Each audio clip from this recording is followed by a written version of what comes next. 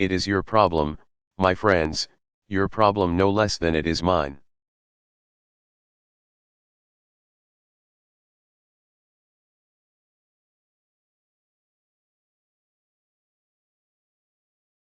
Together we cannot fail.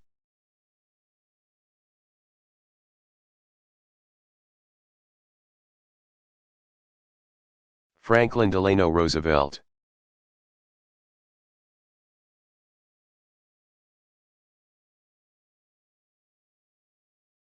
First inaugural address.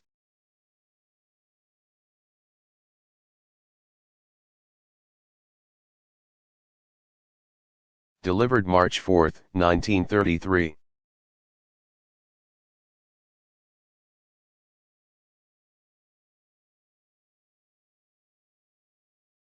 President Hoover, Mr.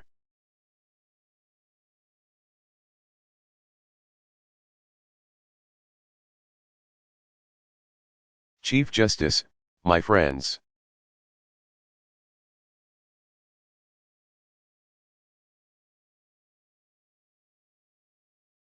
This is a day of national consecration.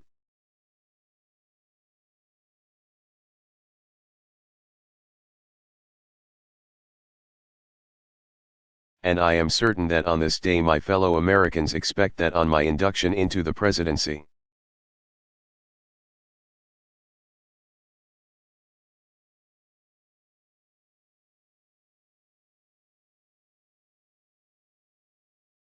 I will address them with a candor and a decision which the present situation of our people impels.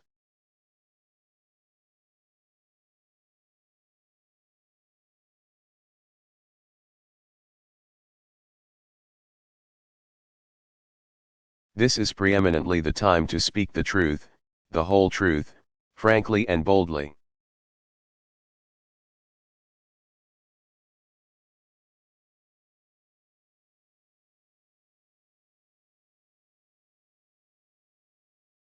Nor need we shrink from honestly facing conditions in our country today.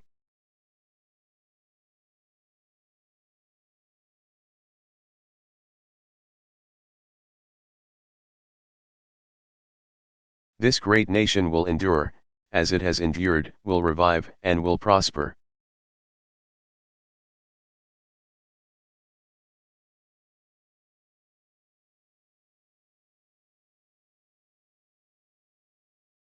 So, first of all, let me assert my firm belief that the only thing we have to fear is fear itself nameless.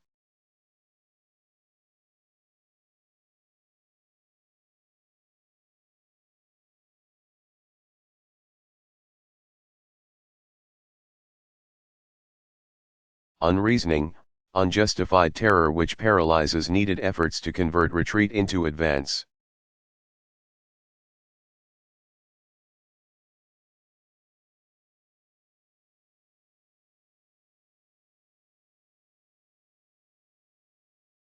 In every dark hour of our national life, a leadership of frankness and of vigor has met.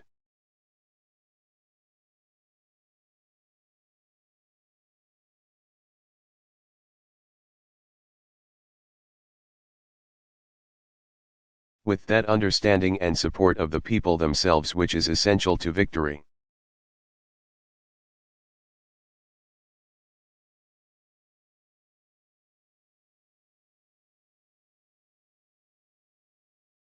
And I am convinced that you will again give that support to leadership in these critical days.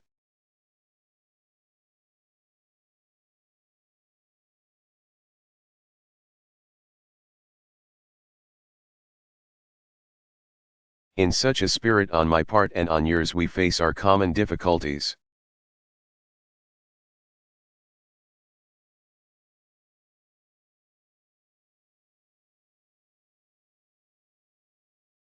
They concern, thank God, only material things.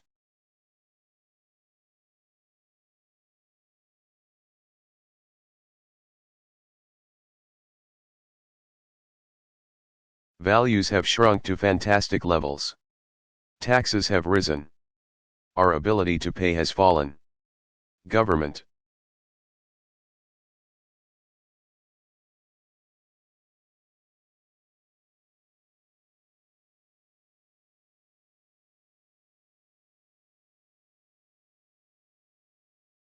of all kinds is faced by serious curtailment of income. The means of exchange are frozen in.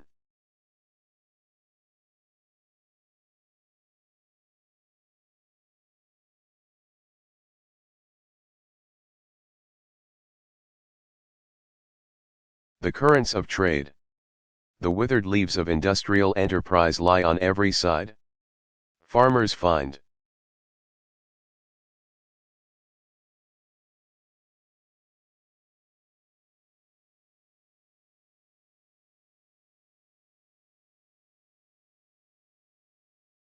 no markets for their produce, and the savings of many years in thousands of families are gone.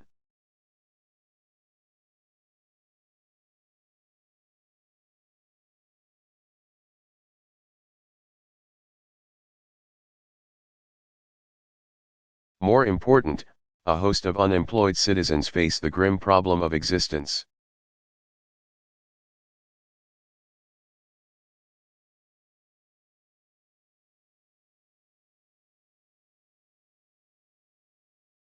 And an equally great number toil with little return.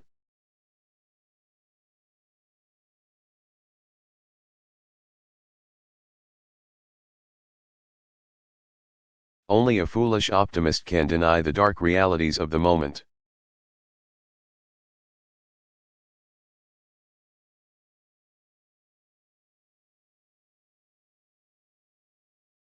And yet our distress comes from no failure of substance.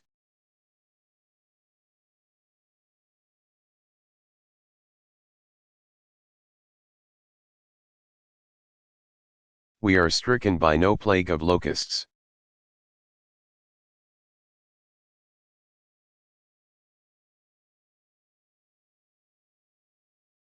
Compared with the perils which our forefathers conquered.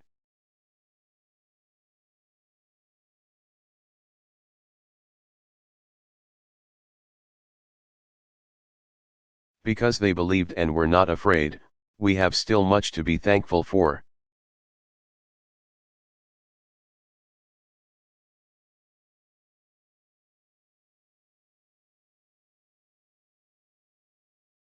Nature still offers her bounty and human efforts have multiplied it.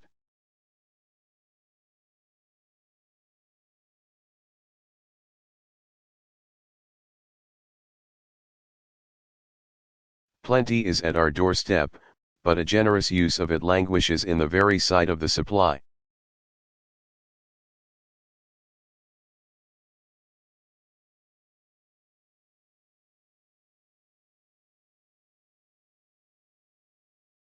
Primarily, this is because the rulers of the exchange of mankind's goods have failed.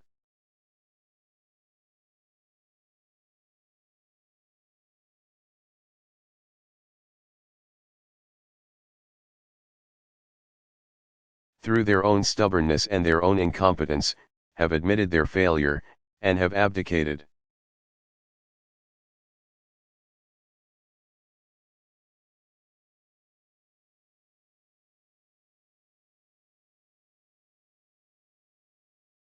Practices of the unscrupulous money changers stand indicted in the court of public opinion.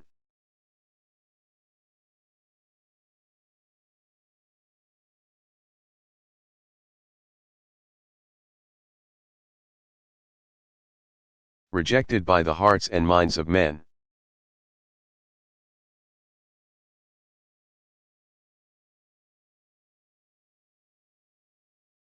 True, they have tried.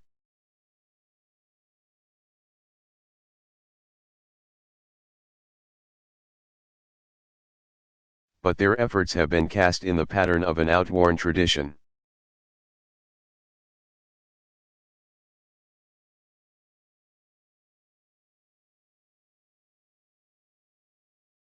Faced by failure of credit, they have proposed only the lending of more money.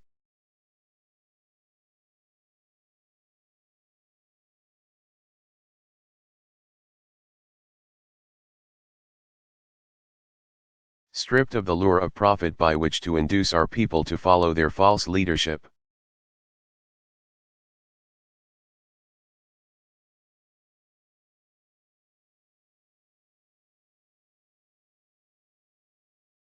They have resorted to exhortations, pleading tearfully for restored confidence.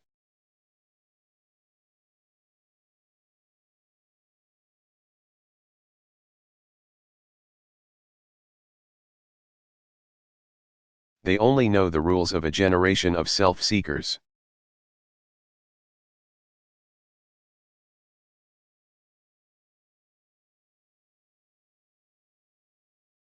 They have no vision, and when there is no vision, the people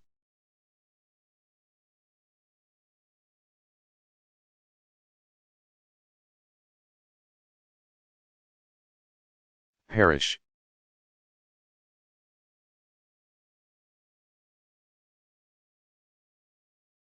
Yes, the money changers have fled from their high seats in the temple of our civilization.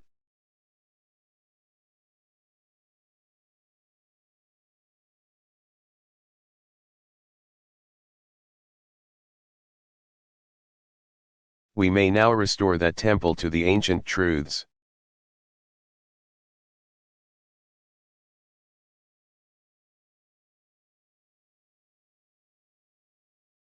The measure of that restoration lies in the extent to which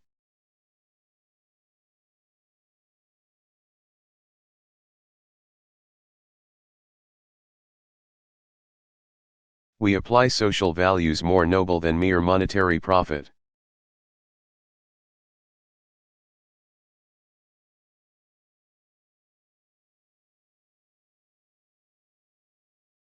Happiness lies not in the mere possession of money. It lies in the joy of achievement.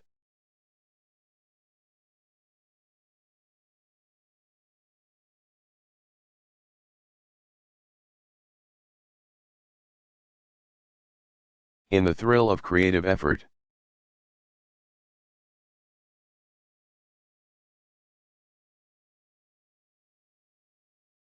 The joy, the moral stimulation of work no longer must be forgotten in the mad chase of evanescent profits.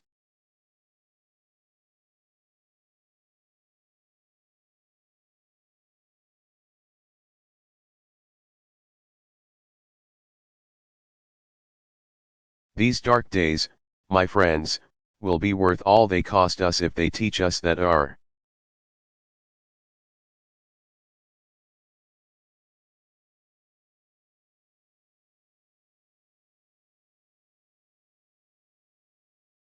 true destiny is not to be ministered unto but to minister to ourselves, to our fellow men.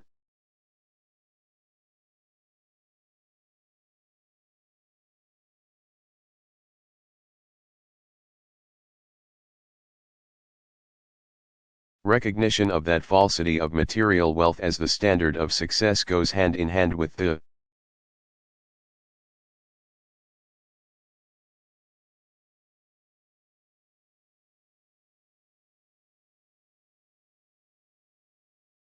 abandonment of the false belief that public office and high political position are to be valued only by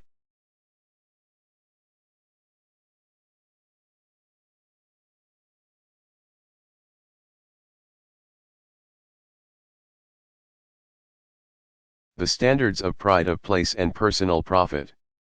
And there must be an end to a conduct in banking and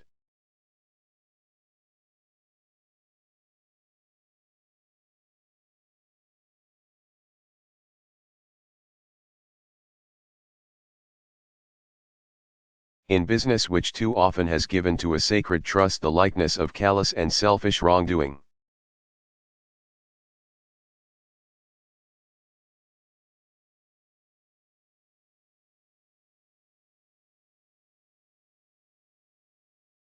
Small wonder that confidence languishes, for it thrives only on honesty, on honor, on the sacredness of obligations.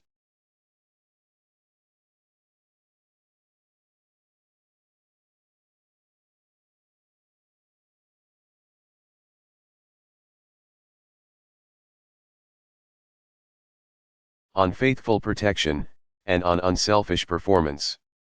Without them it cannot live.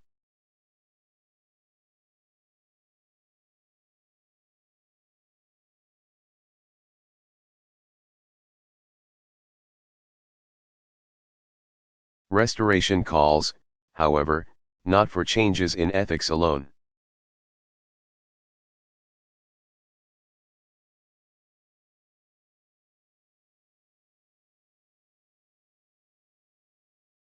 This nation is asking for action, and action now.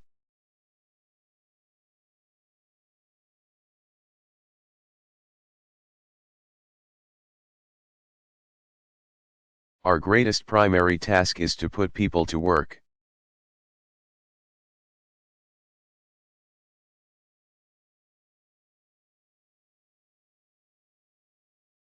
This is no unsolvable problem if we face it wisely and courageously.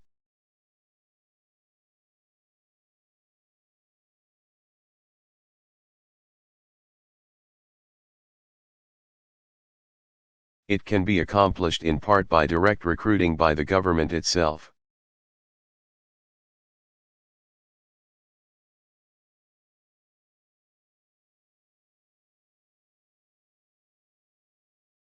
Treating the task as we would treat the emergency of a war, but at the same time, through this employment.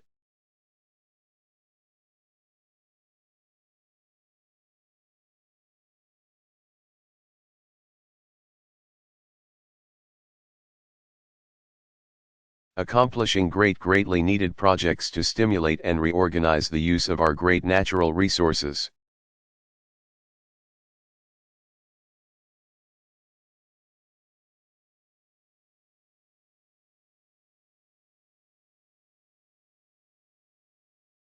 Hand in hand with that, we must frankly recognize the overbalance of population in our industrial centers and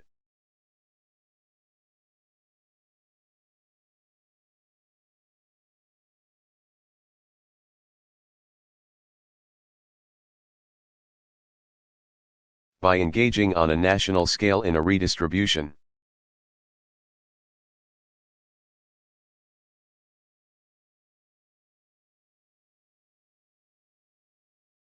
Endeavor to provide a better use of the land for those best fitted for the land.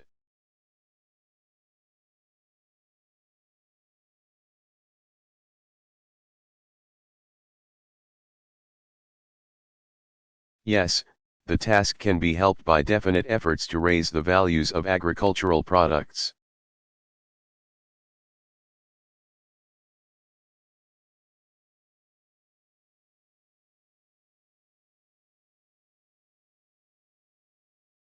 And with this the power to purchase the output of our cities.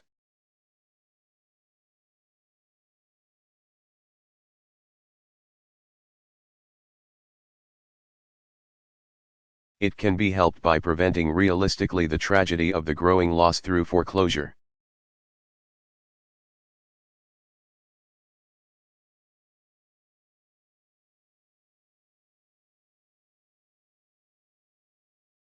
Of our small homes and our farms. It can be helped by insistence that the federal, the state,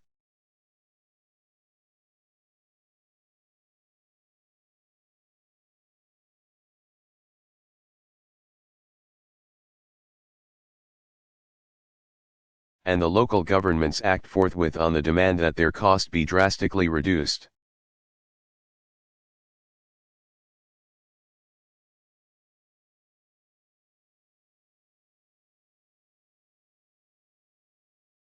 It can be helped by the unifying of relief activities which today are often scattered, uneconomical, unequal.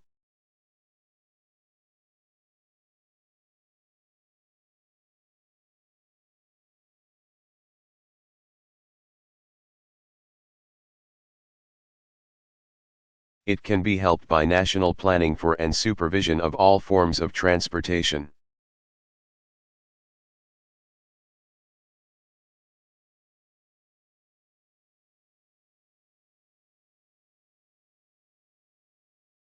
And of communications and other utilities that have a definitely public character.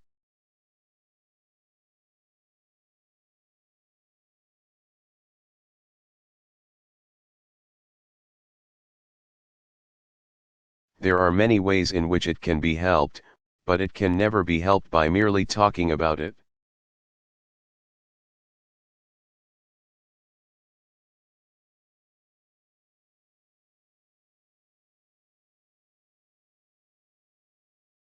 We must act.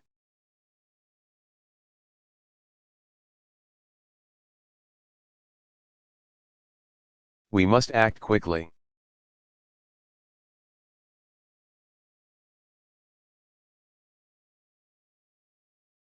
And finally, in our progress towards a resumption of work,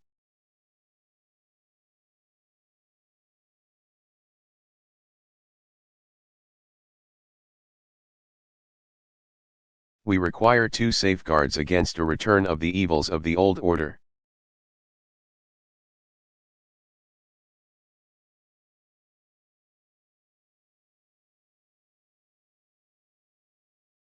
There must be a strict supervision of all banking and credits and investments.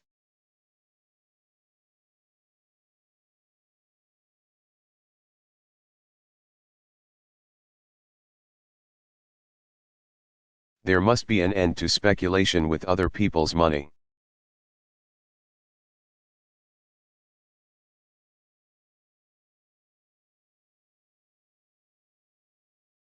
And there must be provision for an adequate but sound currency.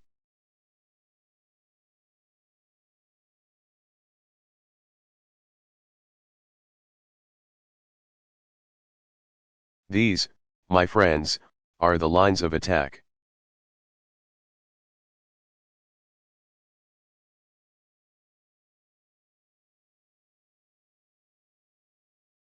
I shall presently urge upon a new Congress in special session detailed measures for their fulfillment.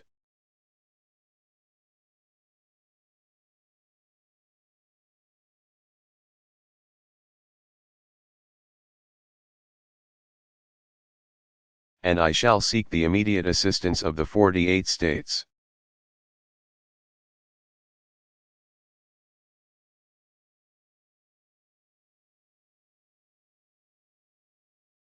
Through this program of action we address ourselves to putting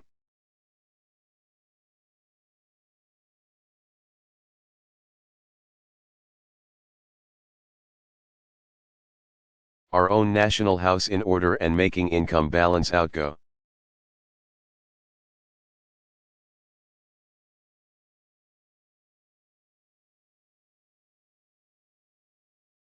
Our international trade relations, though vastly important, are in point of time.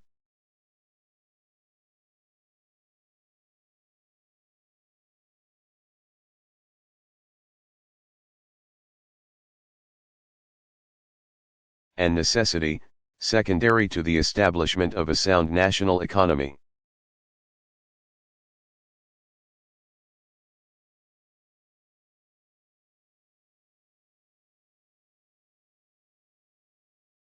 I favor, as a practical policy, the putting of first things first. I shall spare no effort to restore world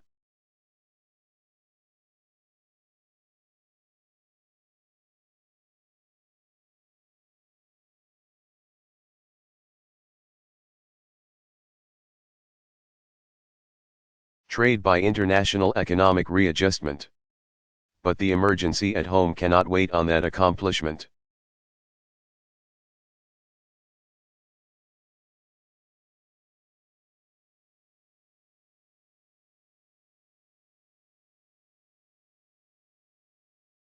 The basic thought that guides these specific means of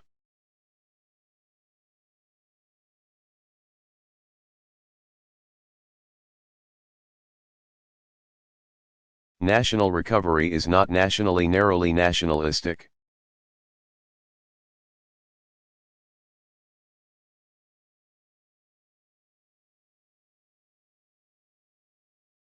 It is the insistence, as a first consideration, upon the interdependence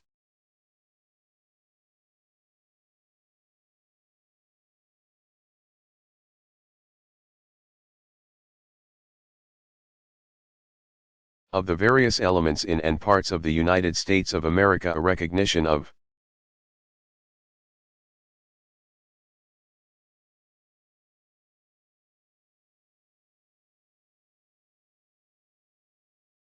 the old and permanently important manifestation of the American spirit of the pioneer.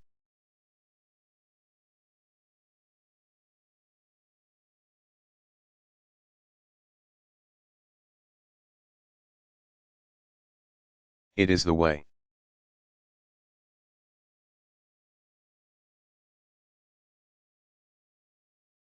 To recovery.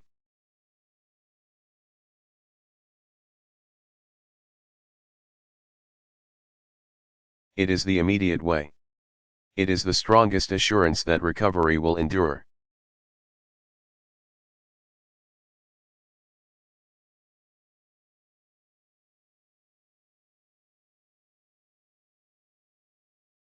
In the field of world policy, I would dedicate this nation to the policy of the good neighbor.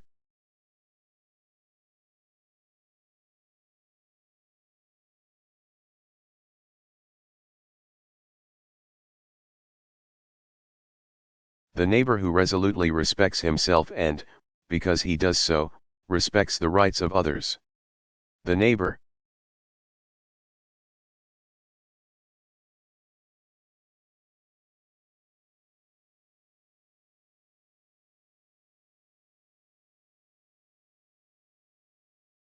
Who respects his obligations and respects the sanctity of his agreements in and with a world of neighbors.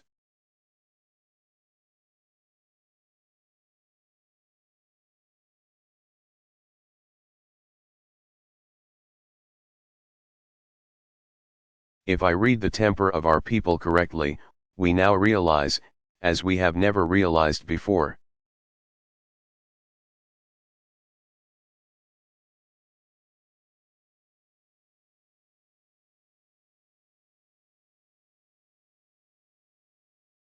Our interdependence on each other. That we can not merely take.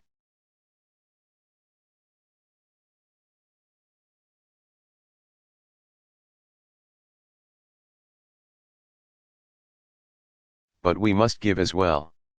That if we are to go forward, we must move as a trained and loyal army willing to sacrifice for the good of a common discipline.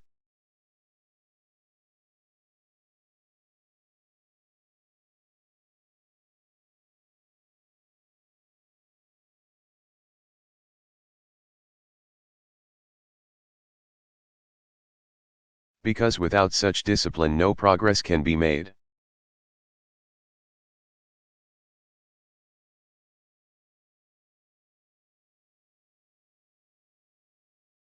No leadership becomes effective.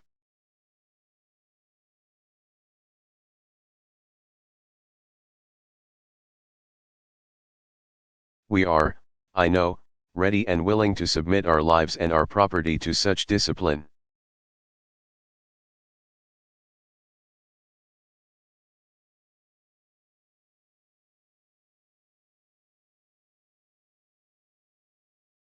Because it makes possible a leadership which aims at the larger good.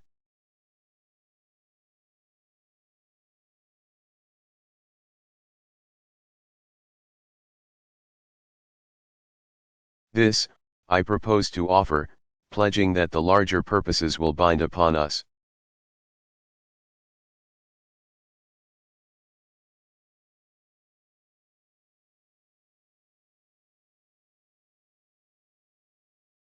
Bind upon us all as a sacred obligation with a unity of duty hitherto evoked only in times of armed strife.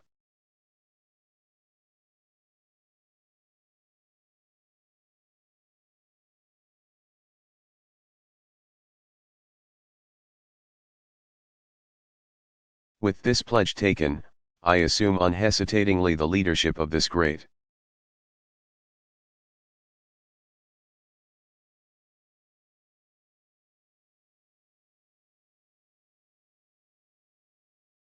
army of our people dedicated to a disciplined attack upon our common problems.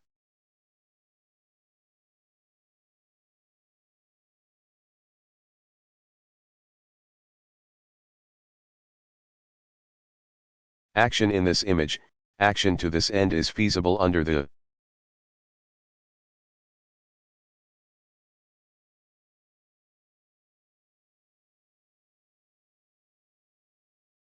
form of government which we have inherited from our ancestors.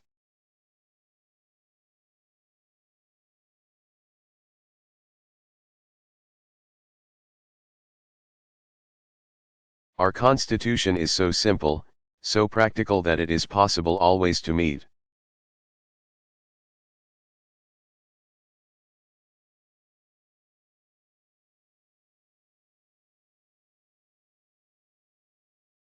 Extraordinary needs by changes in emphasis and arrangement without loss of essential form.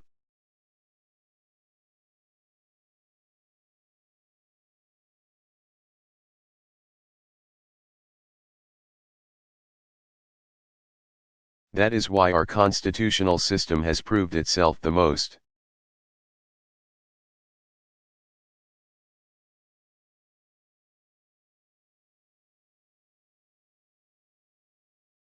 superbly enduring political mechanism the modern world has ever seen.